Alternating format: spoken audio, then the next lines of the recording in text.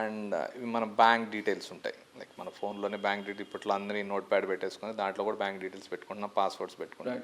మనం లైక్ ఈ bank details hack కాకుండా ఎలాంటి జాగ్రత్తలు తీసుకోవాలి? సో బ్యాంక్ డీటెయిల్స్ హ్యాక్ కాకుండా జాగ్రత్త అంటే నెంబర్ 1, ఎక్కడ పడితే అక్కడ మన యూజర్ నేమ్ పాస్వర్డ్స్ రాయకూడదు. అది ఫోన్లో నోట్ ప్యాడ్లో అయినా సరే, లేకపోతే నా మెసేజెస్లో అయినా సరే. చాలామందికి బ్యాడ్ హ్యాబిట్ ఉంటుంది. ఇంట్లో వాళ్ళు అడిగారు, మా ఫాదర్ అడిగారు అని చెప్పి నాకు యూజర్ నేమ్ పాస్వర్డ్ తెలుసు అని నేను ఎస్ఎంఎస్లో పంపాను, వాట్సాప్లో పంపానంటే I'm digging my own grave. Number 2, bank passwords అనేవి మన సాక్స్ లాంటివి. Every once in a month or at least 2 monthsకి ఒకసారి పాస్వర్డ్స్ మార్చుకోవాలి. Every once in a month, at least by monthly అనుకుందాం, మనం వన్స్ ఇన్ ఎ మంత్ 2 monthsకి ఒకసారి పాస్వర్డ్ చేంజ్ చేసుకొని దాన్ని కొంచెం కాంప్లికేటెడ్గా పెట్టుకొని మీకు అంతగా గుర్తు కావాలనుకుంటే ఇంట్లో ఎక్కడైనా డైరీలో పెట్టుకోండి, అంతే.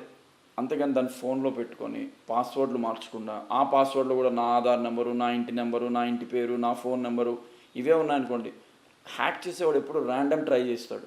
ఓకే, దీనికి పాసిబుల్ క్లూస్ ఏం దొరుకుతాయని వాడు మన పోలీస్ డిపార్ట్మెంట్ క్లూస్ టీమ్ కన్నా ఫాస్ట్గా పనిచేస్తాడు. పనిచేస్తూ వాడు ఏం చేస్తాడు, మన క్లూస్ టీమ్ ఎతికినట్టు వాడు ఎతుకుతాడు. ఓకే, నాకు మోస్ట్ హ్యాపెనింగ్ చాయిస్ నా ఫస్ట్ నేమ్ ఉంది, వీడి దగ్గర ఉంటుంది డీటెయిల్స్, సో నా ఫస్ట్ నేమ్ తీసుకుంటాడు. నెక్స్ట్ పాసిబిలిటీ వీడి ఇయర్ ఆఫ్ బర్త్ చూస్తాడు, ఫోన్ నెంబర్స్లో లాస్ట్ 4 digits చూస్తాడు. మనమే క్లూ ఇస్తున్నాం.